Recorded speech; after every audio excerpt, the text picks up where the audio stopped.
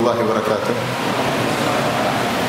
Alhamdulillahi ala ihsani wa syukru lahu ala taufiqihi wa amtinani. Wa ashhadu an la ilaha illallah wahdahu la syarika lahu ta'ziman li sya'nih.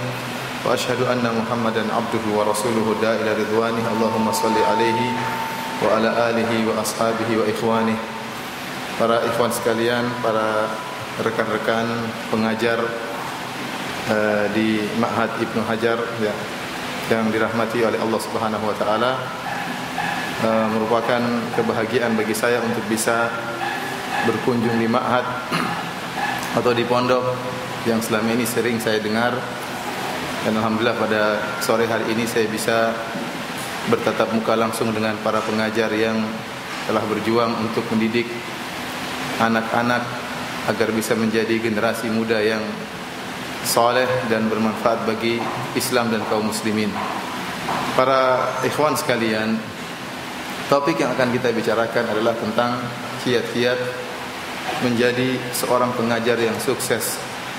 Tentunya topik ini berkaitan sangat indah jika disampaikan oleh seorang pengajar yang sudah berpengalaman dan sukses dalam dunia pendidikan. Akan tapi terus terang saya sendiri ya kurang berpengalaman sebagaimana pengalaman antum sekalian. Saya hanya ingin menyampaikan hal-hal yang terbetik dalam hati saya. Ya, pengalaman saya hanyalah berdakwah, bukan dalam dunia pendidikan di pondok, tapi mudah-mudahan ada keserasian antara dunia mengajar. Yang perlu kita ingat dalam pengajaran, dalam dunia pengajaran, bahwasanya amal atau kerjaan yang kita tekuni ini adalah kerjaan yang sangat mulia, adalah tugas para anbiya, tugas para rasul. Karena para rasul diutus oleh Allah Subhanahu wa taala di antaranya untuk ta'lim, untuk mengajar. Huwallazi ba'atsa fil ummiyina rasulan minhum yatlu 'alaihim ayatihi wa yuzakkihim wa yu'allimuhumul kitaba wal hikmah.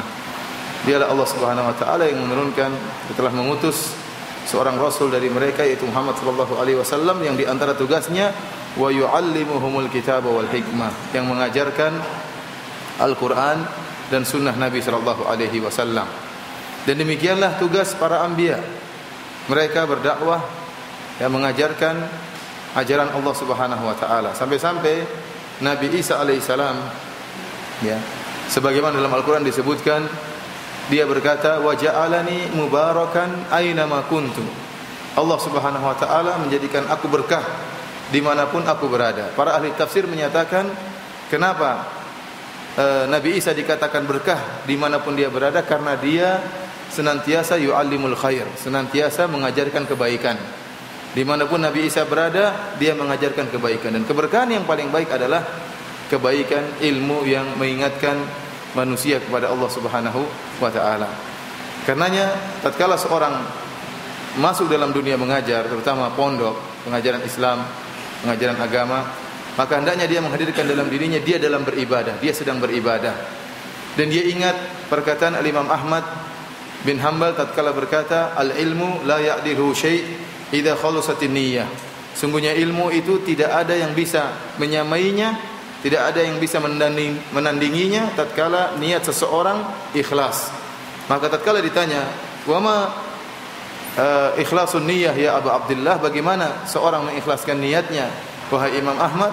Maka Imam Ahmad menjawab, "Yanwi raf'al jahli an nafsihi wa an ghairihi."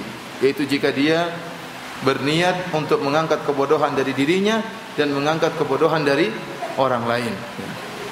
Dan ini adalah fungsi seorang pengajar. Dia berusaha mengangkat kebodohan dari murid yang sedang dia ajarkan menuju kepada ilmu, dan dia berusaha mengangkat kezaliman, zulumat, kegelapan yang berada pada seorang murid untuk diantarkan kepada jalan yang terang benderang. Karena ikhwan, kalau kita tatkala mengajar, sama saja apakah pengajar di pondok, apakah seorang dai ya. Kalau ternyata niatnya tidak ikhlas ya, terutama kalau misalnya jadi ustadz kemudian gajinya pas-pasan, jadi pengajar cuma gajinya pas-pasan, kemudian niatnya enggak ikhlas, capek, ngapain jadi ustadz kalau begitu? Mending cari kerja yang lain, gajinya sudah enggak ikhlas enggak apa-apa, tapi gajinya banyak. Tapi kalau sudah enggak ikhlas, gajinya pas-pasan atau lebih-lebih sedikit, rugi ikhwan, benar. Antum akan melewati hari yang begitu banyak. Hari berlalu, bulan berlalu, tahun demi tahun. Kalau niat antum enggak beres, antum cuma hanya dapat dunia secercah dunia yang tidak ada manfaatnya, itu manfaatnya sangat sedikit. Sementara ganjaran akhirat terlupakan oleh antum. Makanya perhatikan niat antum setiap pagi dan ini wasiat para salaf untuk senantiasa tajrid dunia. Perhatikan niat. Orang kalau pagi-pagi kemudian niatnya saya ini sedang beribadah. Saya melangkahkan kaki menuju kantor, menuju kelas. Saya sedang beribadah, mengajari anak-anak dengan berbagai macam model anak-anak, dengan berbagai tingkah laku mereka, dengan berbagai pola mereka. Ada yang baik, ada yang nakal, ada yang bandel, ada yang penurut. Tatkala kita niatkan karena Allah Subhanahu wa taala, maka semua apa yang kita kerjakan itu benar-benar bernilai pahala di sisi Allah Subhanahu wa taala. Oleh karenanya di antara hal yang sangat membantu kesuksesan seorang pengajar, niatnya dia luruskan bahwasanya dia sedang beribadah kepada Allah, dan di antara ibadah yang sangat agung, bahkan ibadah yang dilakukan oleh para nabi adalah pengajaran. Alhamdulillah ya, artinya kita sudah diberi kemudahan, ada sarana, ada sekolah ya, dan murid-murid sudah pada berdatangan. Tinggal kita bisa mengatur bagaimana bisa mengajar mereka sehingga mendidik mereka dengan baik.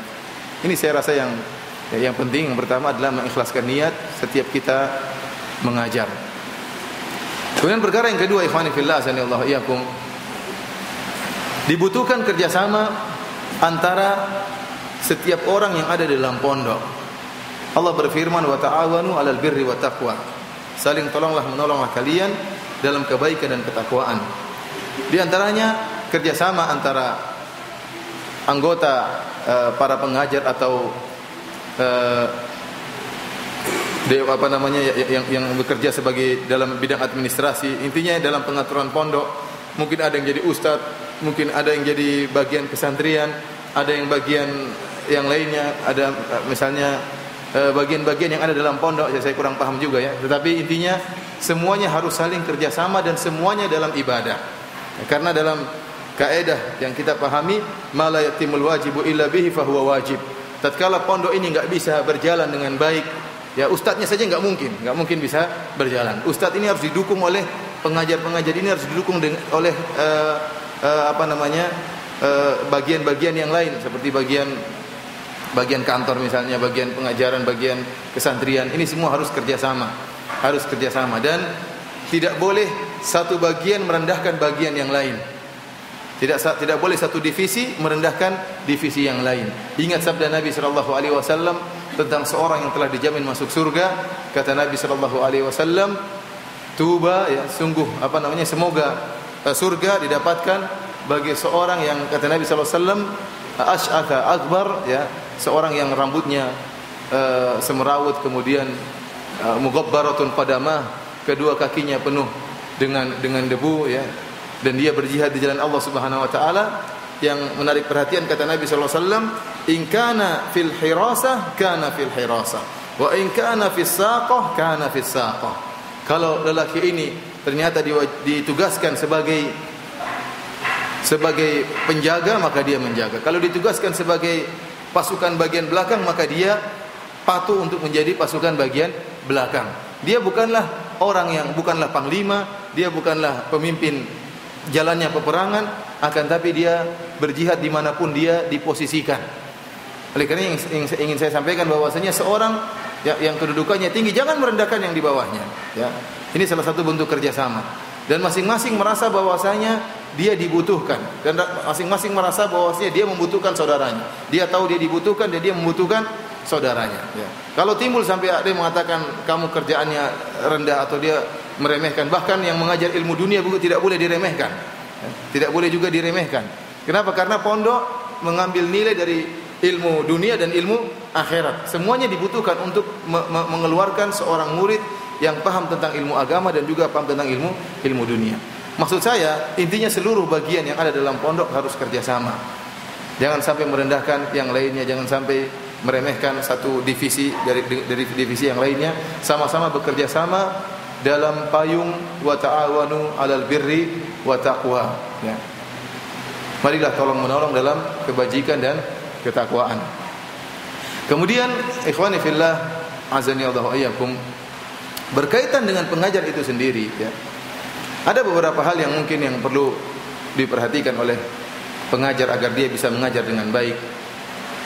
Yang tadi telah kita sampaikan, dia harus ikhlas pada Allah Subhanahu wa taala. Yang kedua, dia kerjasama dengan yang lainnya, dan yang ketiga, dia harus sadar bahwasanya apa yang dia kerjakan sekarang adalah amanah. Dia masuk dalam pondok punya kontrak kerja. Memang dia beribadah, tetapi dia masuk dalam kontrak kerja, dia digaji. Dia digaji. Dan dia harus tahu bahwasanya gaji yang diberikan kepada dia itu ya tidak halal baginya kecuali kalau dia mengemban amanah tersebut sesuai yang diamanahkan oleh pemilik pondok. Ini jika dia mengamalkan atau menjalankan amanah tersebut, maka dia yakin dia makan yang halal dan anak-anaknya juga makan hasil yang halal. Tetapi jika dia tidak amanah, dia hanya asal-asalan yang penting terima gaji, kerjaannya tidak dia kerjakan, dan dia tidak merasa ini tanggung jawab yang akan ditanya oleh Allah Subhanahu wa taala, maka dia akan santai dalam menjalankan amanah tersebut. Berbeda dengan seorang pengajar yang merasa bahwasanya apa yang dibebankan pada dia adalah amanah, sehingga dia berusaha mengerjakan kewajiban dia sebaik mungkin. Karena ikhwan, saya kagum tatkala melihat sosok Syekh Abdul Razak hafizahullah taala yang menurut saya adalah seorang pengajar yang sukses, seorang pengajar yang baik. Ya, dari banyak sisi saya lihat beliau dalam masalah ini. Contohnya masalah mengemban amanah. Beliau ya, kita dapati ada dosen pembimbing. Kalau kita anak-anak S2, mahasiswa pasca sarjana, S2 dan S3 diberi dosen pembimbing. Dosen pembimbing tersebut tugasnya membimbing sang murid mahasiswa ini untuk selesai menulis sebuah risalah, baik tesis maupun disertasi. Sehingga dia harus menemani muridnya ini selama 3 tahun atau 4 tahun. Dia temani, kalau S2 biasanya 3 tahun, S3 kadang-kadang 2 atau 3 tahun juga, ditemani sampai selesailah disertasi atau tesis mahasiswa tersebut. Kalau dosen yang tidak amanah, dia bilang udah kita ketemuan setiap bulan sekali. Kita ketemuan setiap sebulan sekali. Kadang-kadang tidak usah ketemuan, tidak apa-apa ya. Jadi padahal dia punya kewajiban untuk membimbing murid-muridnya tersebut. Tetapi kalau Syekh Abdul Razak benar-benar harus tiap minggu ketemu. Kalau tidak ketemu ditelepon, di mana kamu? Padahal sebagian dosen kalau kita nggak datang dia mungkin bahagia ya. Tidak merepotkan dia. Kenapa repot? Karena kalau kita pertemuan dia, saya sebagai murid saya harus bawa tulisan dan Syekh harus periksa. Ini periksa butuh waktu. Kita bawa sementara dia membimbing misalnya 5 orang. Saya teman misalnya berempat atau berlima. Setiap orang tiap minggu bawa 20 halaman, 30 halaman. Dia harus periksa. Kemudian minggu depan demikian, dan setiap minggu seperti itu. Kalau dosen yang malas, dan ada dosen seperti ini, ada juga dosen seperti ini. Yang kalau kita telepon, Syekh kapan kita ketemu? Sudahlah, tunggu kalau saya telepon. Coba minggu depan kamu telepon saya. Ya Syekh, minggu depan saya telepon kamu. Enggak, nanti saya yang telepon kamu tunggu saja. Enggak ditelepon-telepon. Sampai saya pulang ke Indonesia enggak ditelepon-telepon. Artinya ada dosen yang seperti itu, ada dosen yang amanah. Sementara saya lihat Syekh Abdul Razak, tatkala dia membimbing itu bukan asal-asalan. Dia merasa ini amanah dari Allah Subhanahu wa taala. Sampai waktu saya bilang, "Syekh, ini tesis bisa saya kerjakan harusnya 3 tahun, bisa saya tulis 2 tahun, Syekh." Saya bisa tulis 2 tahun. Jadi setahun saya minta jatah saya untuk libur. Biar setahun saya santai. Ya Syekh juga santai kan, berarti setahun tidak ada apa? Kegiatan. 2 tahun saya sudah selesai. Kata Syekh, tidak bisa. Kalau kamu sudah selesai, pulang ke Indonesia. Setahun itu nggak bisa kamu ambil libur. Kenapa? Kalau setahun itu kamu ambil libur, apa yang harus saya sampaikan kepada universitas? Apa yang harus saya laporkan? Sementara kita tidak pernah ketemu tiap minggu. Jadi saya mau ngatur Syekh nggak bisa. Intinya kalau seorang tatkala merasa dia apa yang dia kerjakan ini adalah amanah yang akan dimintai pertanggungjawaban oleh Allah Subhanahu wa taala, maka dia akan menyampaikan, menunaikan amanah tersebut dengan sebaik-baiknya. Karena tadi saya katakan, jika tidak amanah maka antum makan sesuatu yang haram. Kemudian anak-anak antum juga akan, istri antum, anak-anak antum makan gaji haram. Di antaranya masalah kedisiplinan.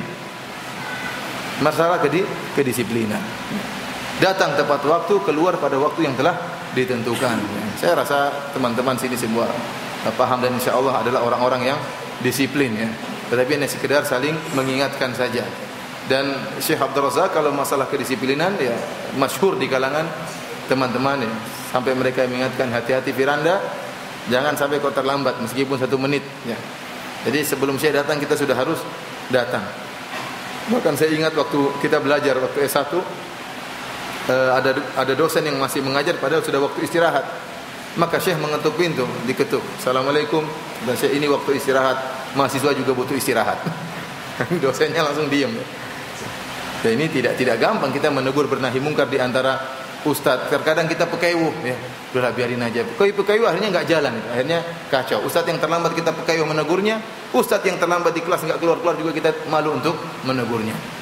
Adapun kalau kita tahu itu amanah, mahasiswa punya atau santri punya waktu belajar sampai kapan, ada waktu istirahatnya, maka itu semua adalah hak santri, harus kita berikan kepada santri. Kita datang enggak boleh terlambat dan kita keluar pun enggak boleh terlambat. Bahkan saya tahu seorang guru saya namanya salah seorang guru di kuliah hadis. Dia datang di kelas sudah waktu jam belajar, murid-murid enggak ada yang datang. Dia duduk saja di situ. Sampai jam pelajaran selesai enggak ada muridnya. Dia duduk saja di situ. Kenapa? Dia rasa ini tanggung jawab. Allah akan tanya, kamu kemana waktu jam mengajar? Muridnya enggak ada yang datang, dia duduk sampai apa? Sampai jam pelajaran selesai, keluar sudah habis, enggak ada orang yang duduk. Tapi duduk aja dalam situ. Ini seorang tatkala merasa ini amanah akan ditanya oleh Allah Subhanahu wa taala. Ikhwani fillah, azani Allah wa iyyakum. Kemudian perkara yang penting juga tatkala dalam untuk menjadi seorang yang sukses, bagaimana cara kita menyampaikan ilmu kepada orang lain. Ini perlu trik-trik ya, bagaimana kita bisa menyampaikan pelajaran kita ini bisa sampai kepada murid dengan menarik dan mereka suka dengan apa yang kita sampaikan. Karena wajar saja guru itu berbagai macam modelnya. Ada guru yang mengajar seakan-akan tidak ada orang, dia cuek aja. Mau ngerti nggak ngerti dia sampaikan aja. Ya. Dan kita murid-murid dan kita tahu model-model berbagai macam model ustaz.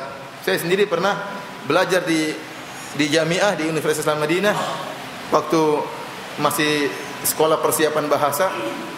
Ada guru saya masuk. Guru saya ini mungkin sudah ngantuk sekali. Dia masuk, dia ngajar. Dia jalan, dia ngomong seakan-akan dia baca buku. Bahwasanya tauhid terbagi menjadi 3, dia ngomong terus.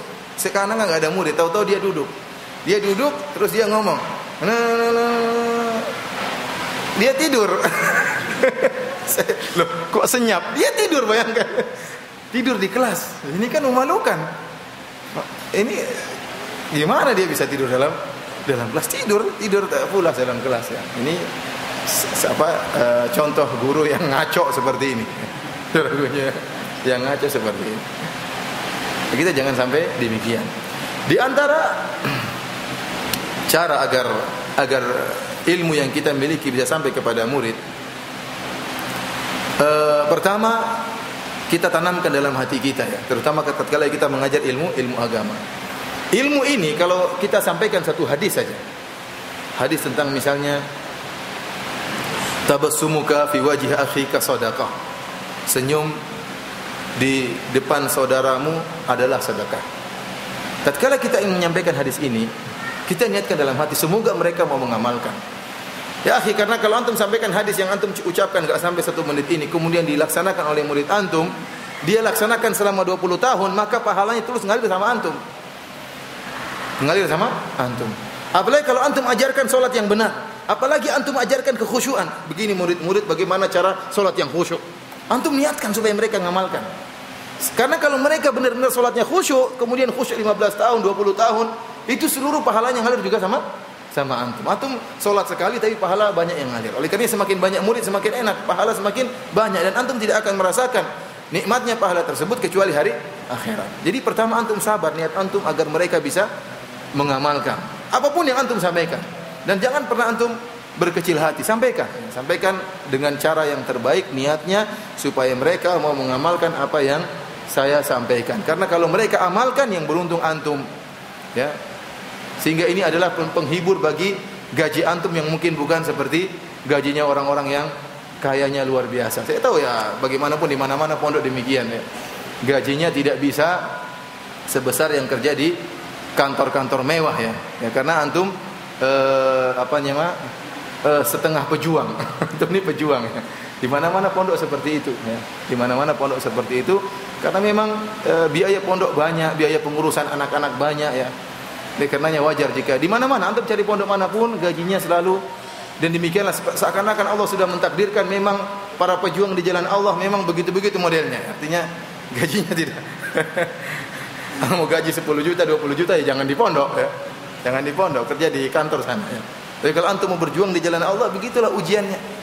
Ujiannya memang gaji cukup lah, tapi tidak berlebihan sebagaimana orang-orang yang mengajar atau bekerja di dunia, ilmu dunia. Jadi yang pertama, ikhwani fil azanillahu, saya ingatkan, ya, ini ladang untuk antum meraih pahala, ladang. Terutama saya lihat di sini di Ibnu Hajar ada SD-nya kan? Ada SD. Justru mungkin saya katakan yang ngajar SD lebih beruntung daripada yang ngajar SMP. Karena yang mengajar SD ini ilmu-ilmu dasar, diajarin tata cara sholat, bacaan sholat, ya, bacaan Al-Fatihah, surat-surat pendek. Ini yang paling penting ini, yang dia akan baca sampai dia meninggal dunia. Ya. Satu saja antum, anak satu saja antum ajarin, karena kita kadang ngajar anak kita susah, tapi kalau ngajar anak orang lain mungkin lebih mudah. Ngajarin anak orang lain, dia jadi anak yang soleh, dia ngerti Al-Quran, ngerti baca Quran. Nah, ini pahala kita, ini ladang pahala sampai dia meninggal, pahalanya ngalir terus sama kita. Oleh karenanya semangat, jangan menyepelekan. Sebagian orang, saya lebih senang ngajar anak SMA. Benar, lebih mudah untuk disampaikan. Tapi jangan menyepelekan anak SD. Mengajar anak SD ini pahalanya besar. Karena ini ilmu dasar, bahkan mungkin lebih daripada yang ngajar SMA, ya. Karena semua yang diajarkan oleh guru-guru SMA bersumber dibangun di atas ilmu dasar yang kita letakkan. Sehingga pahala dia cuma pahala nebeng. Kita meletakkan pahala apa? Dasar. Siapa guru SD sini angkat tangan coba? Mana guru SD-nya? Mana guru SD? Coba angkat tangan. Enggak ada SD sini ya? Hah? Mana guru SD-nya coba lihat? Hah? Mana angkat tangan coba angkat tangan? Hah? Oh, akhwat yang aja. SD-nya cuma SD akhwat. Nah? Kalau guru SMP coba angkat tangan. Guru SMP cuma 3 orang. Yang lainnya guru apa ini? Yang lainnya kayaknya dari luar ini. Orang tua yang cari-cari kesalahan guru. Ikhwani fillah, yang pertama tadi, jadikan apapun yang kita dapatkan di hadapan kita. Ya akhi, subhanallah, ente jangan pernah meremehkan jumlah orang di hadapan kita. Ustadz yang kita lihat yang sekarang kalau isi pengajian mungkin muridnya banyak. Mereka tidak datang langsung muridnya banyak segitu, enggak. Mereka juga mulai dari 1 orang, 2 orang, 3 orang. Mereka harus mungkin pergi ke tempat jauh mendakwai 3 orang, 6 orang, ya. Seperti sekelas Syekh Abdurrahman bin Nasir As-Sa'di, tatkala mengajar muridnya cuma sedikit. Bahkan tatkala dia mengajarkan Qawaid Ibnu Rajab, seluruh muridnya gugur. Tinggal 1 muridnya Syekh Utsaimin rahimahullah, yang lain semua gugur. Tapi 1 murid ini sudah cukup menggemparkan dunia. Syekh Muhammad bin Shalih Al-Utsaimin. Antum jangan meremehkan, meskipun 6 orang seadanya, dia punya ilmu seberapa enggak apa-apa. Yang penting kita sampaikan ilmu kepada dia, dia amalkan. Yang penting dia amalkan, dan tatkala dia mengamalkan, pahalanya terus mengalir kepada kita. Ini yang penting. Yang pertama, menjadikan lahan pengajaran kita sebagai lahan memanen pahala dari Allah Subhanahu wa taala. Yang kedua, ikhwani fillah azanillahu yakum, kalau mengajar perlu persiapan. Dan ini kita lihat bagaimana para ulama yang sekaliber Syekh Muhammad bin Shalih Al-Utsaimin rahimahullah, kalau dia ingin mengajar dia persiapan. Sampai-sampai tatkala apa yang disampaikan oleh Syekh Muhammad bin Shalih Al-Utsaimin begitu teraturnya, ya, sampai-sampai ceramah-ceramah dia bisa menjadi buku. Dirubah dari kaset menjadi tulisan, dan tulisan itu teratur seakan-akan dia sedang menulis sebuah buku. Jadi waktu dia ceramah seakan-akan dia nulis sebuah buku. Nah, kita susah kalau ustaz ini menjadi apa? Jadi kertas orek-orekan, bukan jadi buku. Karena macam-macam isinya. Tapi kalau Syekh Utsaimin enggak. Makanya saya sering dengar ceramah dia terdengar bukaan lembaran-lembaran kertas. Jadi benar-benar dia persiapan. Makanya saya heran tatkala sebagian ustaz mengatakan, "Oh, kalau ceramah itu saya enggak perlu persiapan." Bisa, jangan begitu. Ya, apalagi orang datang dari jauh ingin mendengarkan ceramah antum butuh persiapan. Perlu dihafalkan seakan-akan mau ujian. Seakan-akan mau ujian. Dan ini dipraktekkan oleh Syekh Ibrahim Ruhaili. Syekh Ibrahim, guru kita Syekh Ibrahim Ruhaili, Profesor Dr. Ibrahim Ruhaili, Kalau dia mengisi pengajian sampai istrinya heran, sampai dia hafalin seakan-akan dia mau ikut ujian. Seakan-akan mau masuk kelas untuk diuji.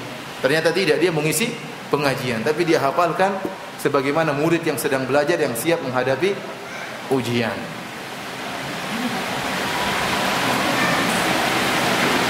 Karena ikhwan fillah azanillahu iyyakum,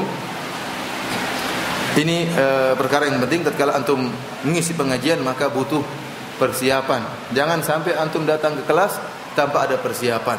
Harus ada tujuan, kemudian diatur. Antum sekarang ngomong 1 jam, mau ngomong bab apa sampai bab apa. Jangan seenaknya. Karena ada kurikulum. Ini kacau orang seperti ini kalau tidak terikat dengan kurikulum. Jadi dia keenakan membahas satu hadis, dia bahas panjang-panjang, yang lainnya tidak dia bahas. Akhirnya murid yang mengambil ilmu dari dia, ilmunya gantung semua, enggak ada yang sempurna.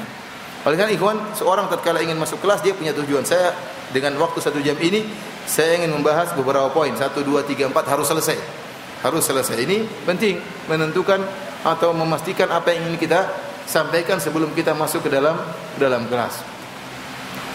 Kemudian di antara perkara yang lain yang perlu kita perhatikan,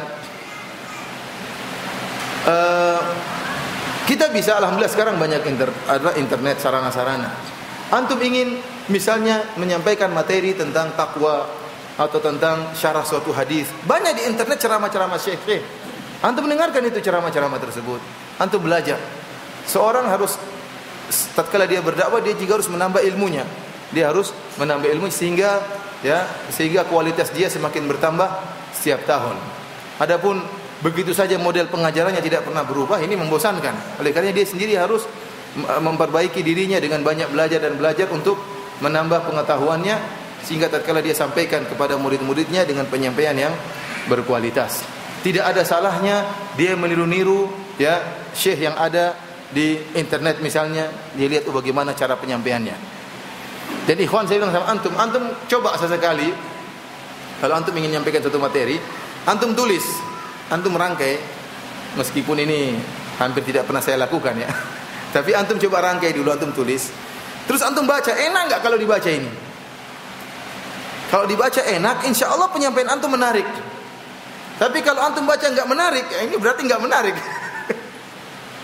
Saya tahu seorang ustaz teman saya, Masya Allah, sebelum dia ceramah dia tulis semua.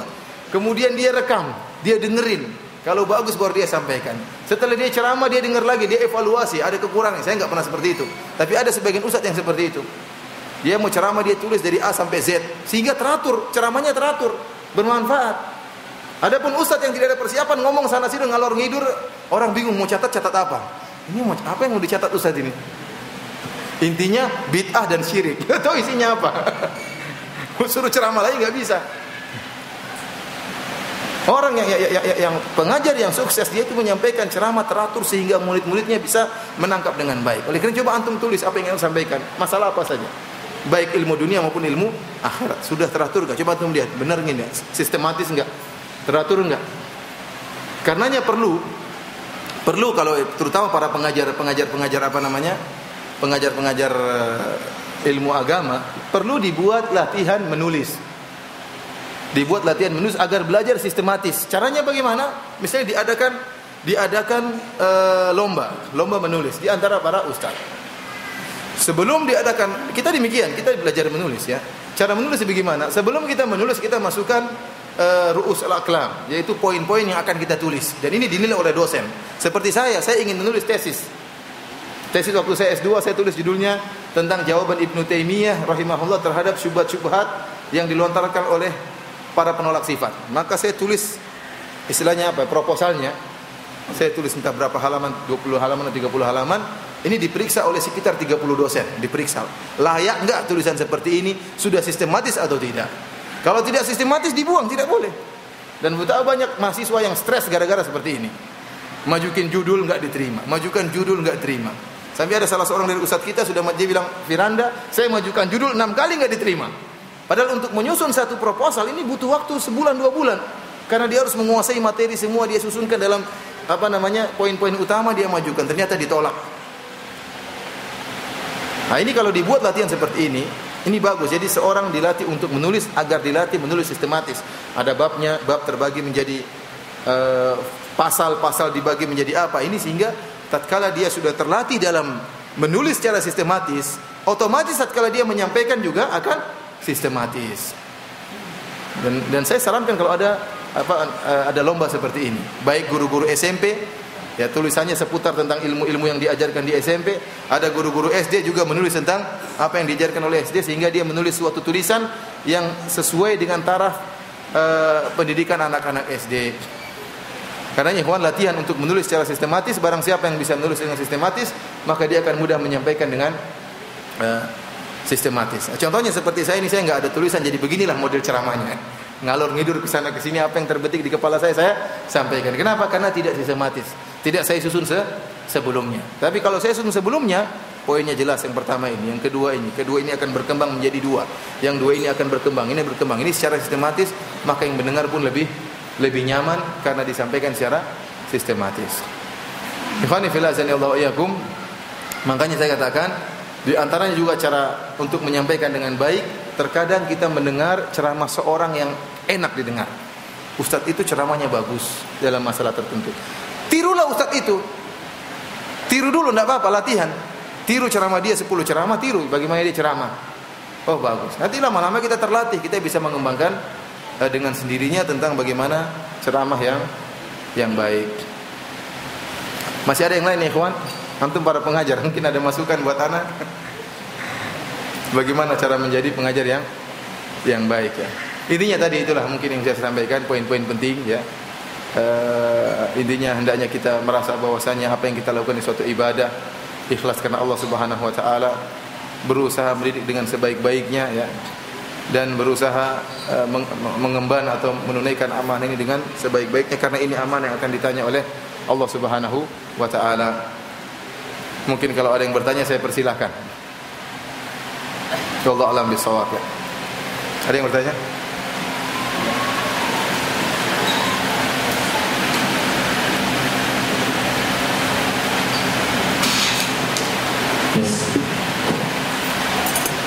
Demikian kita ucapkan jazakallahu khairan kepada Ustaz Firanda yang telah menyampaikan materi yang sangat bermanfaat sekali bagi kita semua, baik bagi guru maupun kita sebagai orang tua yang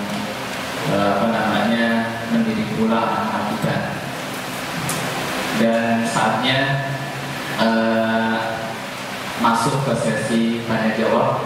Bagi ikhwan maupun akhwat yang ingin bertanya, untuk akhwat bisa mengirimkan tulisan, nanti akan disampaikan oleh panitia ke sini. Dan bagi ikhwan, kalau ada yang mau langsung bertanya, tunjuk tangan, atau mau lewat tulisan juga nggak apa-apa. Silakan bagi ikhwan yang ingin langsung bertanya, tunjuk tangan. Ayo.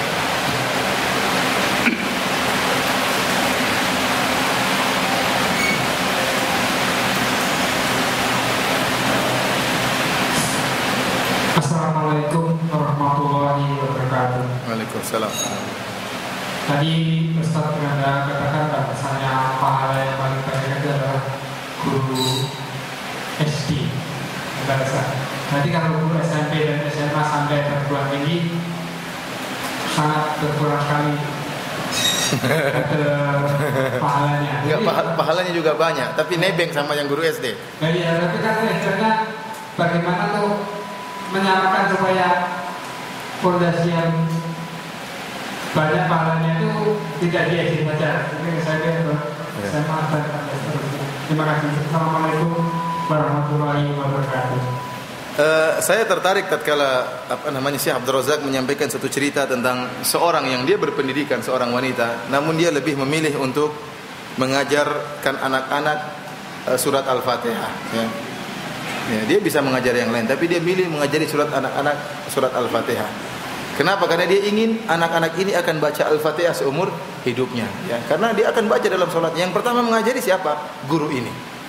Oleh karena saya katakan, kita tidak meremehkan guru SMP, SMA, tidak. Justru masa-masa SMA itu masa yang penting, karena mulai anak itu mengarah, otaknya diarah, dia mencari jati diri, dan itu peran besar dari guru-guru SMP dan guru SMA.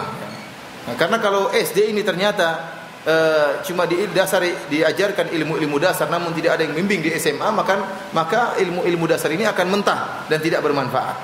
Tapi saya katakan tadi, tatkala seorang sudah belajar ilmu-ilmu dasar, misalnya salat dan yang lainnya, bahasa Arab mungkin di SD sudah didapatkan, tatkala dipupuk di SMP dan SMA, guru-guru SD ini juga tetap mendapatkan bagian. Ya.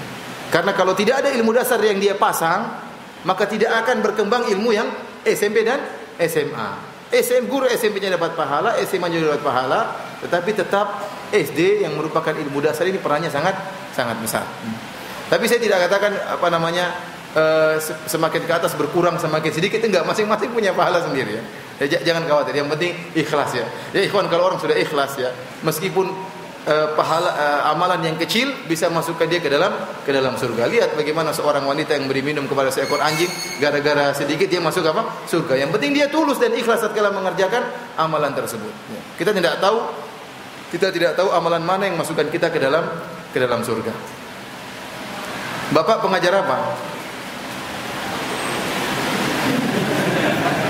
Pengamat atau bagaimana? Hah? Pengajar SMA, Pak? Bukan ya? Ada pertanyaan di sini. Ustadz tadi mengatakan pentingnya ikhlas dalam mengajar walaupun gaji kecil. Tapi kalau rumah ngontrak, anak banyak kebutuhan, pusing juga Ustadz. Padahal untuk bisa sekolah di pesantren ini biayanya puluhan juta. Ya memang hidup harus pusing. Kalau nggak pusing gimana mau hidup? Ya jalani, sabar ya. Namanya keikhlasan. Orang ikhlas bukan berarti tidak pusing ya. Ada orang ikhlas juga dia uji dengan mikir macam-macam, tapi dia berusaha mengikhlaskan menghadapi itu semua. Ya itu. Ya sabar ya. Ini bisa dimajukan kepada ustadz yang lain ya. Ini curhat. Bukan pertanyaan. Pengajar yang digaji apakah mendapatkan pahala? Iya, jika dia niatkan bahwasanya bukan itu yang utama, ya. Karena dalil-dalil menunjukkan bahwasanya seorang boleh mengambil upah dari pengajaran yang dia lakukan. Akan tapi jangan dia menjadikan bahwasanya upahnya tersebut sebagai tujuan utamanya, tetapi adalah sarana dia untuk bisa terus belajar, sarana dia untuk bisa beribadah kepada Allah Subhanahu wa taala ya. Sebagaimana para ulama menyebutkan ya tentang ibunya Nabi Musa yang pernah sering saya sampaikan, ibunya Nabi Musa yang dipanggil oleh Firaun untuk bertugas menyusui Nabi Musa. Dia ikhlas menyusui Nabi Musa dan dia diberi gaji oleh Firaun ya. Yang penting intinya itu bukan tujuan utama. Kapan dia mengetahui itu tujuan utama atau bukan ya? Jika seorang kemudian akhirnya diberi gaji ya, ternyata misalnya tidak sesuai atau tidak menyenangkan hatinya, maka dia pun atau dia merasa kurang banyak misalnya, maka dia pun tidak suka mengajar di situ. Ini menunjukkan gaji itu merupakan tujuan utama dia. Tetapi kalau dia mendapatkan gaji, ya alhamdulillah bisa mencukupi kehidupannya meskipun tidak banyak-banyak sekali dan dia ikhlas, maka itu menunjukkan dia ikhlas bahwasanya gaji tersebut hanyalah sarana untuk menyambung kehidupan dia. Bukan itu tujuannya. Yang penting dia punya gaji, dia bisa mengurus anak-anaknya sehingga dia bisa konsentrasi untuk mengajar. Terus terang memang kalau kita masuk ke pondok dan ternyata gajinya sangat kecil, tidak cukup untuk anak-anak, tidak cukup untuk rumah tangga, ya memang repot. Kita bagaimana mau konsentrasi mengajar ya. Sehingga tidak mengapa kalau kita mencari pondok yang lain, ya misalnya kita ingin mengajar dengan tujuan bukan kita mencari kekayaan dari pondok ini, bukan. Tetapi hanya sekedar yang penting kita bisa jalan ya. Kalau ada rezeki lebih alhamdulillah, kalau enggak juga enggak apa-apa. Yang penting anak istri saya bisa saya urus, karena saya berkewajiban untuk mengurus anak-anak dan sehingga saya bisa konsentrasi untuk mengajar dan mengajar, belajar dan mengajar.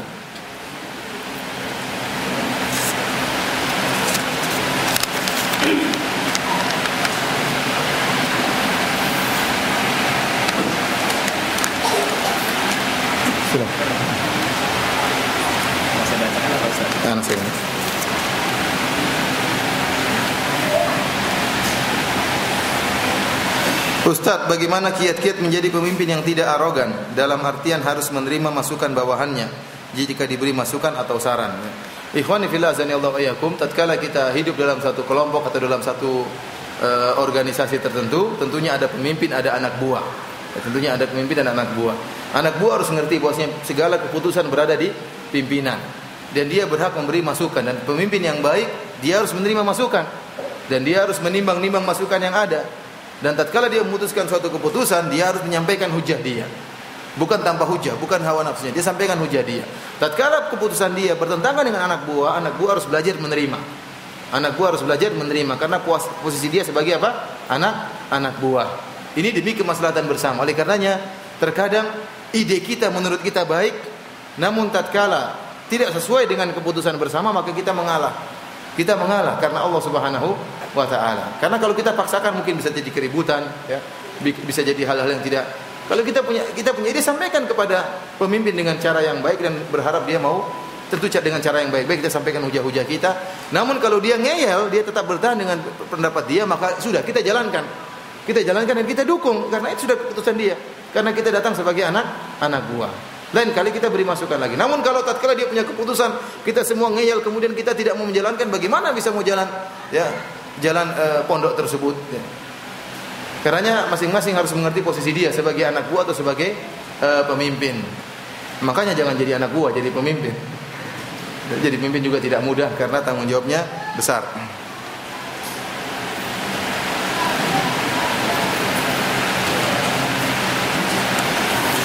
Ustaz, bagaimana jika ada seorang guru yang gemar bercanda dengan murid-muridnya tapi menggunakan bahasa yang tidak baik dengan memberikan julukan-julukan yang kasar seperti nama-nama hantu? Kenapa muridnya dipanggil sendal bolong, genderuwo gitu, maksudnya gimana? Ya ini enggak boleh seperti ini, enggak boleh. Orang bercanda itu ada dua, ada yang pintar bercanda, yang goblok bercanda. Orang yang goblok bercanda dia tidak bisa bercanda kecuali dengan kata-kata yang kotor. Tapi orang yang pintar dia bercandanya bagus. Dia canda tapi bagus, tidak perlu menggunakan kata-kata kotor, tidak perlu menggunakan kata-kata yang jorok, tidak perlu mengatakan sindel bolong si manis jembatan Ancol, dia bisa membuat orang tertawa. Ini ustadznya cerdas. Tapi kalau mau candanya ustadznya goblok. Oleh karenanya cari bercanda yang baik, jangan sampai mengajari anak-anak untuk mengucapkan kata-kata yang kotor. Bagaimana cara kita menyikapi para guru lelaki yang terlalu dekat dengan murid perempuan hingga ada yang dipangku? Nah, ini dipanggil gurunya tersebut. Distrap gurunya, ya. Tidak boleh seperti ini. Dipanggil gurunya, diomong baik-baik, ya, tidak boleh. Bagaimanapun syaitan tidak bisa tidak ada seorang pun yang merasa aman dari syaitan, ya. Ketertarikan kepada lawan jenis itu ada saja. Baik ketertarikan kepada anak yang sudah besar maupun anak yang masih kecil. Ya. Syaitan bisa menggoda kapan saja. Oleh karena guru yang terlihat seperti ini jangan dibiarkan. Segera dipanggil dan nasihati. Intinya ikhwan, kalau ada kesalahan di pondok, jangan dibiarkan, segera diatasi. Karena penyakit di pondok itu cepat sekali menular. Di pondok itu satu penyakit dibiarin akan menular ke yang lainnya. Baik dalam penyakit anak, bahkan yang sering jadi dilema di antara santri-santri pondok, ini sering dilema, saya berjalan di beberapa pondok, kalau ada anak yang nakal dikeluarkan atau tidak. Niat kita untuk mendidik anak ini supaya dia menjadi baik. Tapi kalau kita dalam rangka mendidik anak ini tidak berhasil, akan mempengaruhi teman-temannya yang lain. Biasanya jalan yang terbaik mengeluarkan anak ini kalau memang kesalahannya fatal. Karena memang kita sayang sama dia, namun kalau kita biarkan penyakit ini bakalan menjalar. Dan kita punya ketegasan. Ya, kita bilang mohon maaf, kembalikan kepada orang tuanya. Saya sayang sama anak bapak, tapi kemaslahatan umum lebih saya utamakan. Ya. Oleh karena kesalahan apapun dalam pondok jangan dibiarkan, segera diatasi agar tidak berlarut-larut.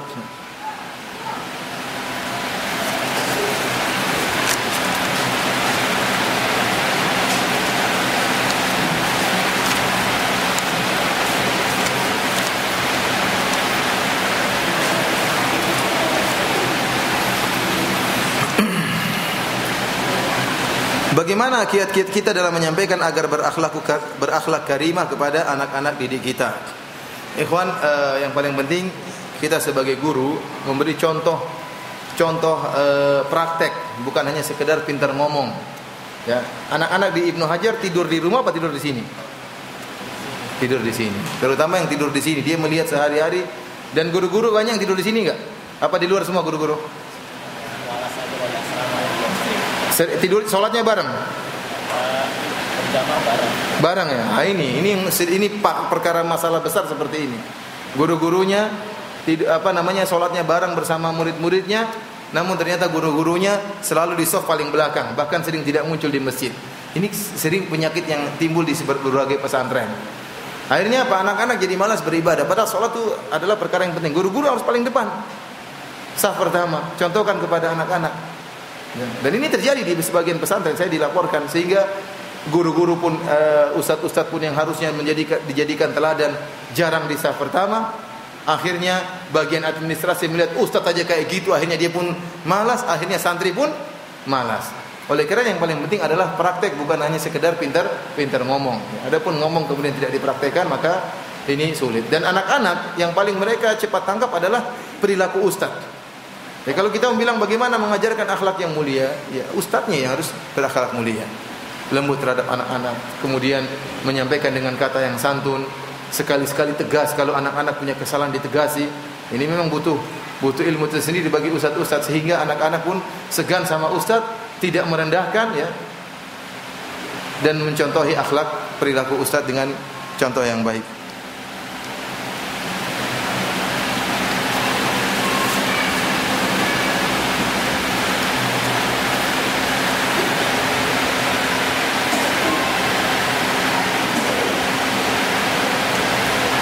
Kalau guru sudah punya kontrak waktu kerja, misal jam 8 sampai jam 5 sore, bagaimana menurut syariat kalau pihak sekolah mewajibkan guru hadir di luar waktu kerja dan tanpa bayaran? Ya ikhlas katanya. Ya ini tidak benar ya. Kalau sudah kontrak kerja, ya al-muslimuna ala syurutihim. Kita kembali kepada hadis. Rasulullah SAW mengatakan kaum muslimin berdasarkan syarat yang telah ditetapkan. Kalau ada pertemuan yang bersifat insidental terkadang, ya ini nggak jadi masalah. Ya kadang-kadang di luar dari waktu jam kerja. Kalau kadang-kadang nggak jadi masalah. Namanya ada hal yang merupakan darurat.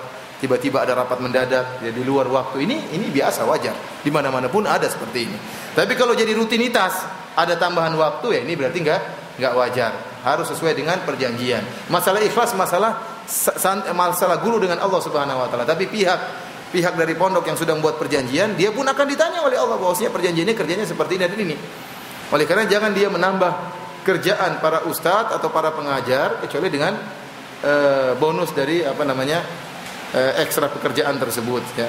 Tapi saya katakan kalau hanya sesekali maka tidak perlu mengeluh. Itu memang tabiat pekerjaan seperti itu. Terkadang ada rapat mendadak, terkadang ada pertemuan mendadak, itu wajar di mana-mana ya. Tapi kalau jadi rutinitas ini yang jadi permasalahan.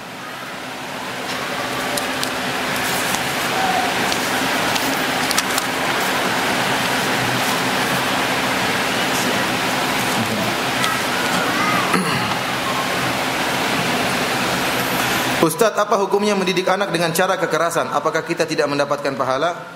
Jika mendidik anak didik tidak berdasarkan as-sunnah, apakah tidak dapat pahala? Ikhwani fillah azanallahu wa iyyakum.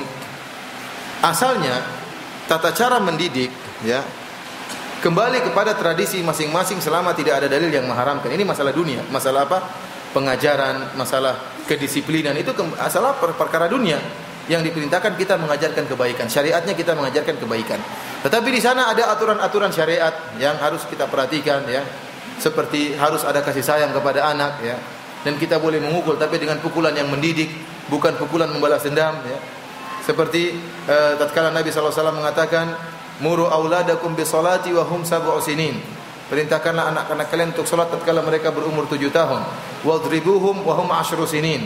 Dan pukullah mereka jika mereka sudah berumur 10 tahun. Di sini ada dalil bahwasanya boleh menggunakan metode pemukulan bagi anak yang malas beribadah. Akan tapi tentunya pemukulan tersebut bukan hukum asal. Bukan hukum asal.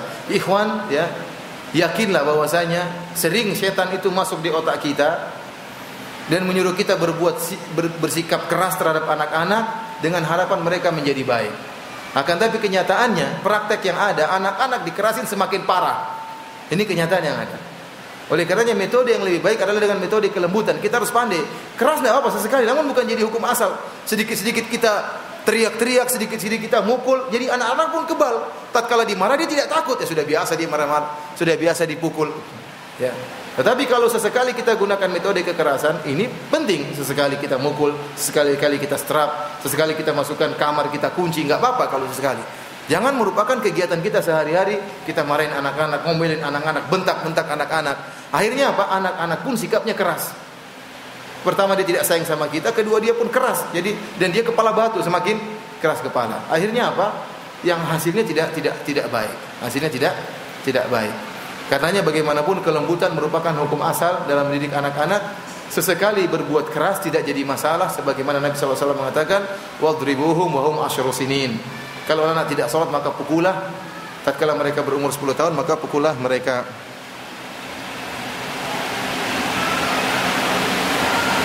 Bagaimana merubah paradigma masyarakat bahwa pesantren itu penjara suci, tempat buang anak nakal, namun orang tuanya menginginkan keluar dari pesantren menjadi malaikat.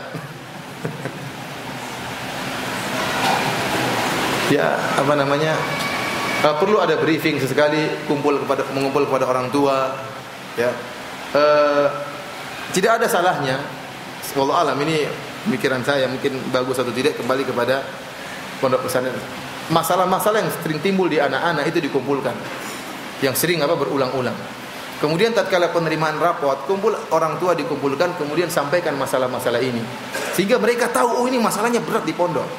Jadi mereka bukan cuma sudah digaji, saya sudah bayar mahal kok, tidak. Tapi kita sampaikan masalah-masalah yang, dan kita coba ngajak mereka untuk mencari solusi. Mengajak mereka untuk mencari solusi, sehingga mereka mungkin punya ide-ide seperti. Yang penting mereka tahu bahwasanya di pondok itu juga banyak masalah problematik yang dihadapi para ustadz tidak mudah. Terutama permasalahan yang sering muncul. Ini disampaikan kepada orang tua, diajak diskusi sehingga mereka mengerti ternyata tidak mudah mengajari anak-anak, sehingga jangan hanya berharap enak-enaknya saja. Kemudian tatkala terjadi kesulitan, pondok langsung disalah-salahkan, digoblok-goblokkan, dihina-hinakan. Ini terkadang terjadi pada sebagian orang tua. Tatkala anaknya yang nakal dikeluarkan, maka dia pun menyalahkan pondok. Dia mengatakan, itu anak yang itu juga nakal, kenapa nggak dikeluarkan? Kok cuma anak saya yang dikeluarkan? Kadang-kadang cari-cari kesalahan. Ya. Hari karenanya berusaha mengenalkan problematika pondok kepada orang tua itu juga penting, sehingga dia lebih legowo tatkala menghadapi permasalahan-permasalahan pondok.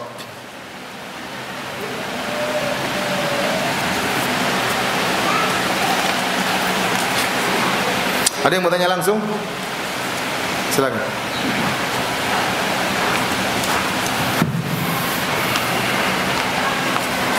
Assalamualaikum warahmatullahi wabarakatuh. Waalaikumsalam.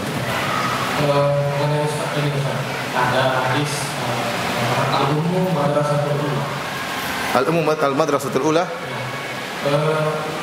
Sedangkan anak-anak di sini kan dibuat jarang sekali bertemu dengan itu. Saya hikmah dari mereka berkaitan dengan salah satu dengan pendidikan. Dan terus yang kedua, saya juga pernah mendengar bahwa selain belajar Al-Quran dan As-Sunnah, itu adalah kerjaan yang melelahkan dan sia-sia. Mohon hikmah dari hadis ini. Wallahu alam, saya tidak tahu ada hadis seperti itu. Itu hanya wallahu alam, seakan-akan hanyalah perkataan bahwasanya ibu adalah sekolah yang pertama. Ya. Adapun kalau hadis Nabi saya tidak pernah tahu. Ini yang pertama. Yang kedua juga tentang perkataan selain Al-Quran dan Sunnah. Sebab itu perkataan Imam Syafi'i. Ya. Selain Al-Quran dan Sunnah masyghalah. Ya. Kulul ulumi siwal Quran masyghalatun. Ya. Seluruh ilmu-ilmu selain Al-Quran hanyalah menyibukkan. Ya. Al-ilmu ma qala fi haddatsana wa ma siwa dzaka waswasus syayatin. Ilmu yang benar adalah ilmu hadis, ilmu Al-Quran yang ada perkataan haddatsana fulan an fulan. Selain itu hanyalah waswasus syaitan. Jadi kita jelaskan ya, bahwasanya ilmu yang zatnya merupakan ibadah adalah ilmu agama. Karena semua hadis-hadis yang berbicara tentang ilmu, Al-Quran yang menyebut tentang ilmu, maksudnya ilmu syariat. Karena ilmu itulah yang diwariskan oleh para nabi, dan ilmu itulah yang mendekatkan diri orang langsung kepada Allah Subhanahu wa taala. Adapun ilmu yang lain seperti ilmu kedokteran, matematika, fisika dan yang lainnya, maka dia ilmu pelengkap dan dia bukan ibadah pada zatnya. Dia ibadah dengan ditinjau dari tujuannya. Ditinjau dari tujuannya. Seperti seorang belajar ilmu kedokteran, kita tidak mengatakan kedokteran itu ibadah, tidak. Tetapi tatkala dia belajar ilmu kedokteran, supaya menjadi dokter yang baik, bisa menolong orang lain, maka ilmu dia tadi ibadah. Tapi bukan zat ilmunya, tetapi karena tujuannya yang mulia. Dan seluruh ilmu selain ilmu agama seperti itu. Dia akan menjadi ibadah jika merupakan sarana untuk mencapai kebaikan. Berbeda dengan ilmu agama. Ilmu agama itulah sendiri merupakan kemaslahatan, merupakan ibadah. Sekarang kita di pondok tentu ada ilmu dunia yang diajar ya. Orang-orang yang mengajari ilmu dunia jangan berkecil hati. Ya, dia niatkan bahwasanya anak ini tidak mungkin lulus kecuali dia memiliki ilmu dunia yang matang. Oleh karena dia niatkan bahwasanya saya mendukung dia agar dia bisa lulus dari pondok dengan nilai yang bagus dan dia bisa melanjutkan ke sekolah yang lebih tinggi. Dan tidak mungkin dia bisa melanjutkan ke sekolah yang lebih tinggi kecuali dengan ilmu dunia yang nilainya bagus. Dan kita tahu kaidah mala yatimul wajibu illa bi fa huwa wajib. Karena tidak mungkin dia bisa lolos kecuali dengan ilmu dunia juga nilainya bagus, maka ilmu dunia ini pun bernilai, ya, bernilai karena membantu dia untuk melanjutkan pendidikannya. Dari sisi sini ini ada pahala. Dan saya katakan bahwasanya pondok merupakan organisasi yang terpadu, ya, sebagaimana tadi hadis yang disebutkan, seorang tatkala ditugaskan sebagai penjaga belakang dia bersabar dan ternyata dia dijamin masuk surga, ditugaskan sebagai penjaga dia bersabar, ditugaskan sebagai pasukan belakang dia bersabar. Tidak perlu dia menjadi orang yang paling depan, yang penting dia menjalankan tugas sebagaimana yang dia tugaskan. Adapun hadis tadi ya dua-duanya bukan hadis, wallahu a'lam bishawab ya. Saya baru tahu kalau itu hadis. Ada lagi yang bertanya? Silakan yang ingin bertanya langsung.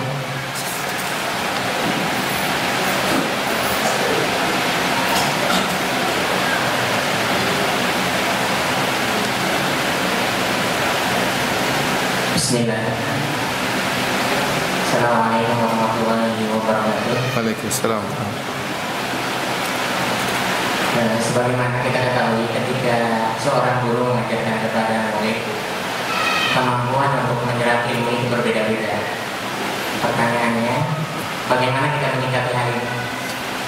Walaupun misalnya kita sudah mengajar dengan cara yang cukup baik, ketika murid ada yang mengerti, ada yang tidak, apa yang harus kita lakukan? Terima kasih. Assalamualaikum warahmatullahi wabarakatuh. Ya, itu memang problematika pengajar ya. Di situ butuh kepandaian sang pengajar ya. Dan namanya murid tidak semuanya cerdas dan tidak semuanya juga bodoh ya. Kita sampaikan semampu kita sampaikan sebisa kita. Ya, kalau ada yang tidak paham, ya sudah, bagaimana? Karena kalau kita menurunkan level pengajaran kita sampai serendah-rendahnya, kasihan yang pintar-pintar. Karena sebagian sekolah mereka membuat kelas pintar dan kelas tidak pintar, bukan kelas bodoh, tapi kelas apa?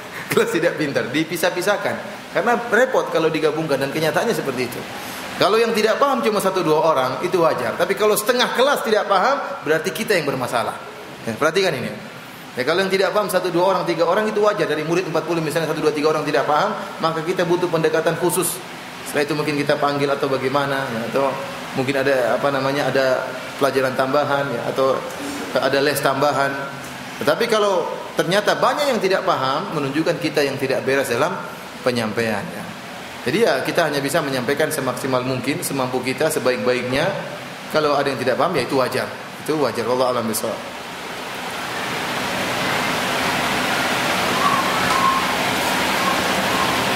Ya, silakan berjamaah yang langsung bertanya bisa tunjuk tangan.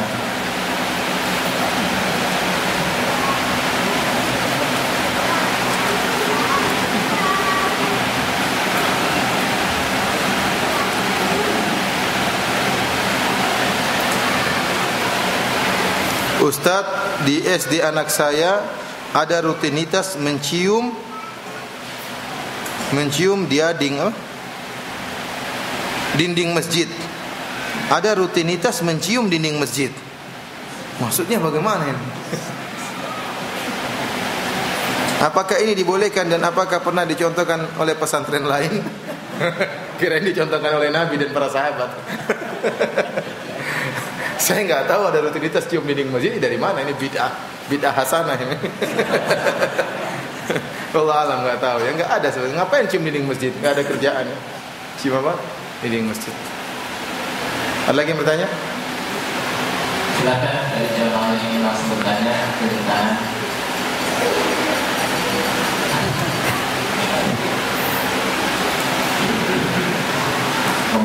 Assalamualaikum warahmatullahi wabarakatuh. Assalamualaikum warahmatullahi wabarakatuh. Terkait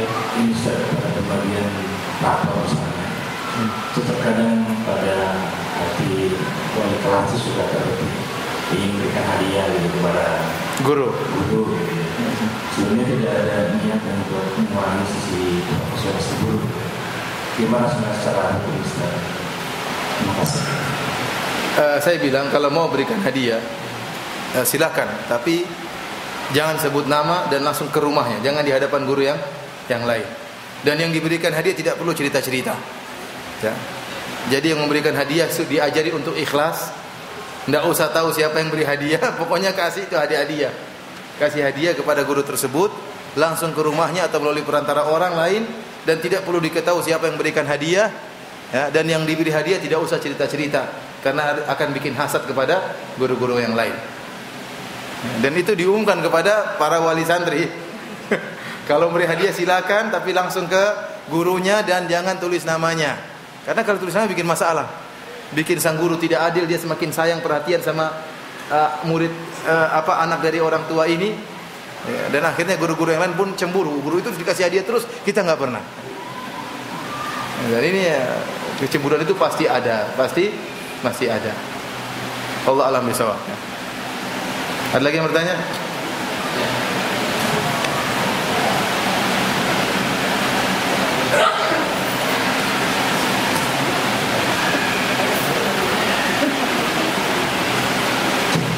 Ya, assalamualaikum warahmatullahi wabarakatuh. Waalaikumsalam warahmatullahi wabarakatuh. Ustaz, ya, saya mau bertanya. Saya kan mengajar di TK. Ya, kebetulan memang fondasinya memang TK. Masya Allah, ya. Alhamdulillah. Ya, ada nggak kiat-kiat menjadi guru yang memberikan inspirasi pada anak didiknya, walaupun masih kecil, tapi nanti ke tingkat SD dan sampai SMA terngiang-ngiang ya, dapat terinspirasi kita apa yang kita ajarkan dari tingkat TK sampai dia lanjut dewasa lah. Yang kedua, kebetulan saya juga ngajar di SMP juga. Masya Allah. Gajinya double berarti. Oh, gaji ya, bakaran. Ya, untuk di SMP kan memang tarafnya berbeda.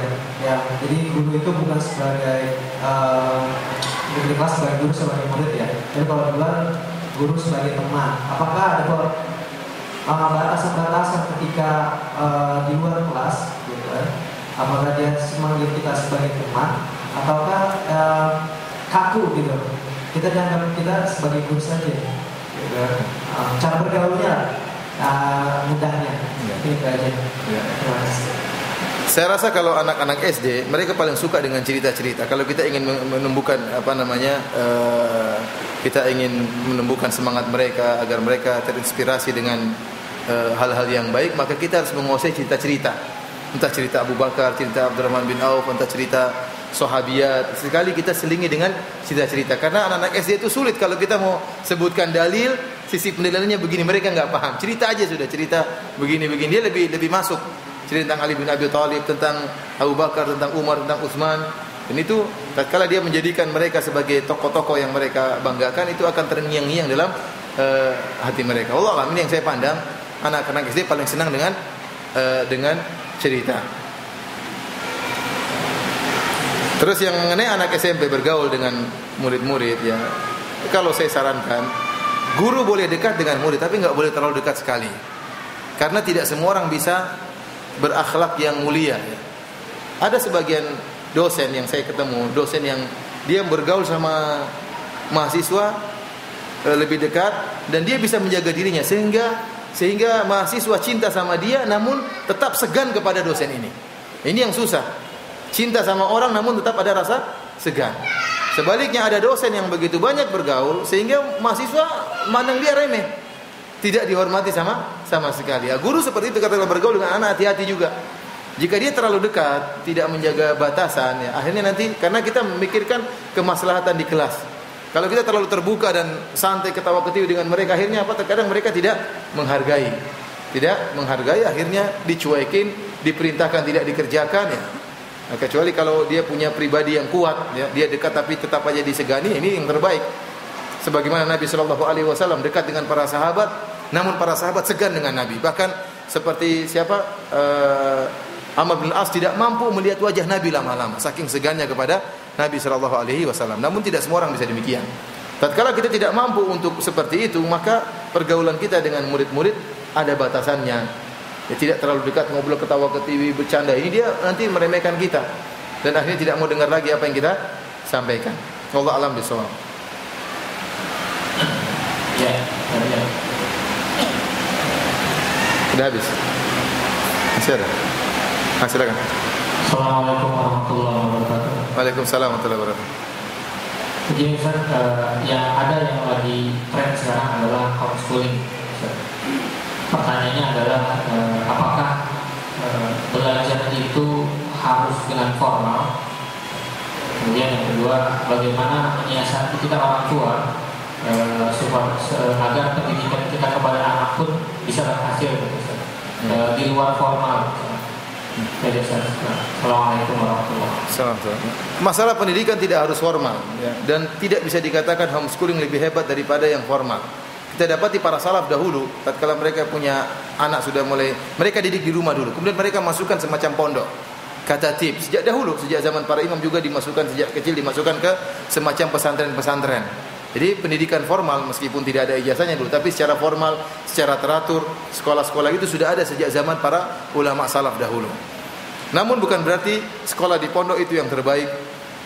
Kita dapati orang yang belajar di rumah terkadang, saya dapati teman saya seperti di Madinah, Masya Allah, belajar di rumah.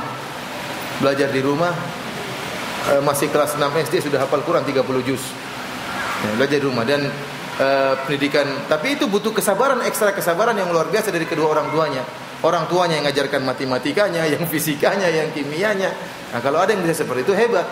Namun kalau orang tuanya sibuk, bagaimana dia bisa mengajarkan ya. Atau kemudian dia manggil guru yang lain ya. Tapi kalau dia ternyata punya biaya untuk memanggil guru untuk ngajar di rumah, itu juga baik ya, karena dia lebih dekat dengan gurunya dan konsentrasi dia belajar lebih terfokus. Intinya insyaallah tidak jadi masalah homeschooling atau di pesantren. Kita cari pesantren yang baik ya. Maka dua-duanya baik dan terbukti banyak orang-orang yang lulusan pesantren yang hebat-hebat ya. Contoh seperti adik-adik kelas saya sekarang yang lulusan Al-Irsyad, Masya Allah, Al-Irsyad Tengaran, terus terang saya puji ya. Luar biasa mereka. Banyak di antara mereka hafal Quran, berakhlak mulia, kemudian bahasa Arabnya bagus. Ya kalau diajar di rumah belum tentu bisa seperti itu. Ya, karena sistem di pesantren sudah terjadi apa? Sistem. Semoga Allah terus menjadikan pondok pesantren Al-Irsyad menjadi pesantren yang baik. Karena saya kagum melihat adik-adik kelas saya yang sekarang ini dan banyak yang masuk ke S2, luar biasa mereka apa? Pendidikan guru-guru mereka pendidikannya bagus. Ya, masih ada waktu, silakan yang ingin bertanya bisa langsung di tangan.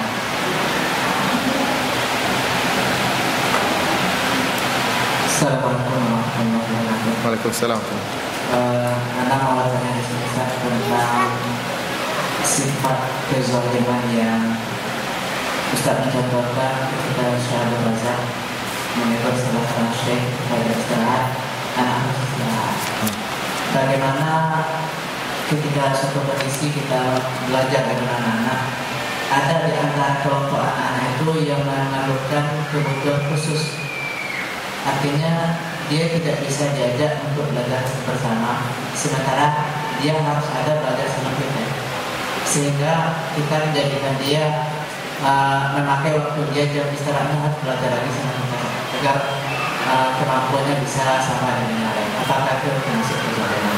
Tentunya tidak ya, tentunya tidak. Justru kita bentuk ta'awun, kita membantu dia untuk bisa sama dengan murid-murid yang lain. Tetapi bagaimanapun anak-anak punya hak untuk apa? Istirahat. Jangan kita paksa anak-anak sehingga lupa tidak memberikan dia waktu untuk bermain. Anak-anak namanya anak-anak, dunia dia belajar, dunia dia bermain.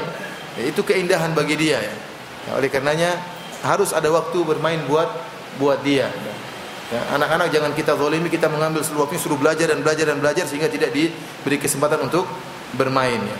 Tetapi kalau seperti tadi tentunya tidak jadi masalah karena dia ada kondisi khusus, butuh penanganan khusus sehingga butuh waktu yang berlebihan, tentunya justru mungkin orang tuanya lebih senang ya dan anaknya pun diajak untuk bisa lebih mengerti ya. Tetapi bagaimanapun waktu istirahatnya harus ada. Ya, silakan dari jemaah yang ingin bertanya langsung.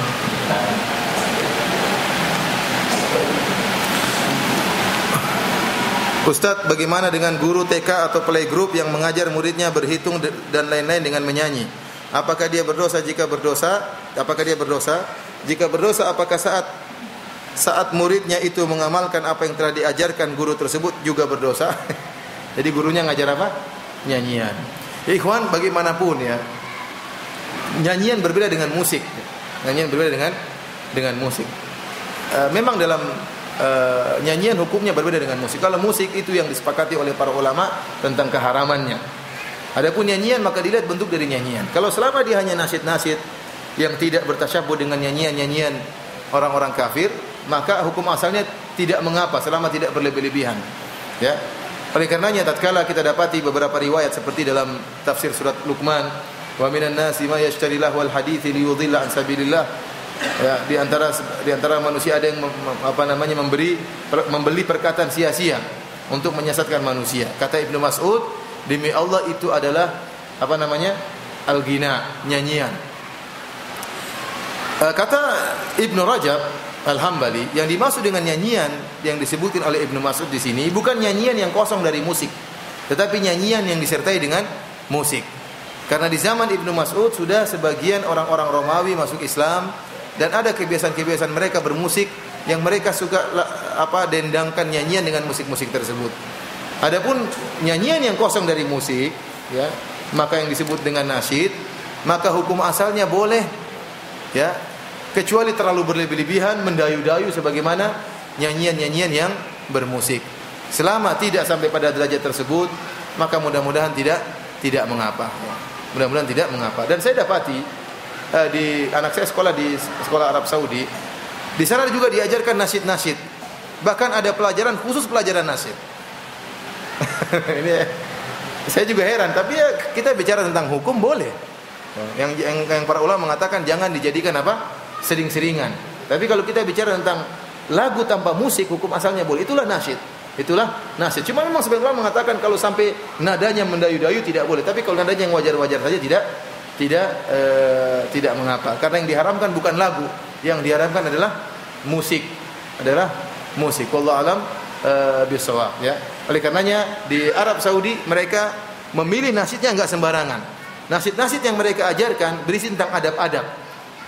Tujuannya untuk memfasihkan bahasa murid-murid, karena dalam nasyid itu ada bahasa Arab yang susunannya bagus dan balaghahnya tinggi atau bahasanya fasih, sehingga anak-anak bahasanya lebih baik. Itu di antara tujuan nasyid. Kemudian isinya beradab, seperti nasyid bagaimana beradab kepada orang tua, nasyid beradab kepada tetangga. Nah, itu yang diajar, itu yang dihafalkan oleh anak-anak saya.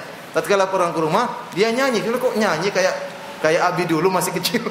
Ternyata diajarkan dan ada pelajaran nasyid. Bahkan anak-anak dipanggil suruh diujikan, dimaju ke depan untuk bernasyid. Ya ini artinya sekedar kalau sesekali sedikit-sedikit enggak jadi masalah, namun bukan jadi bahan yang terus-menerus.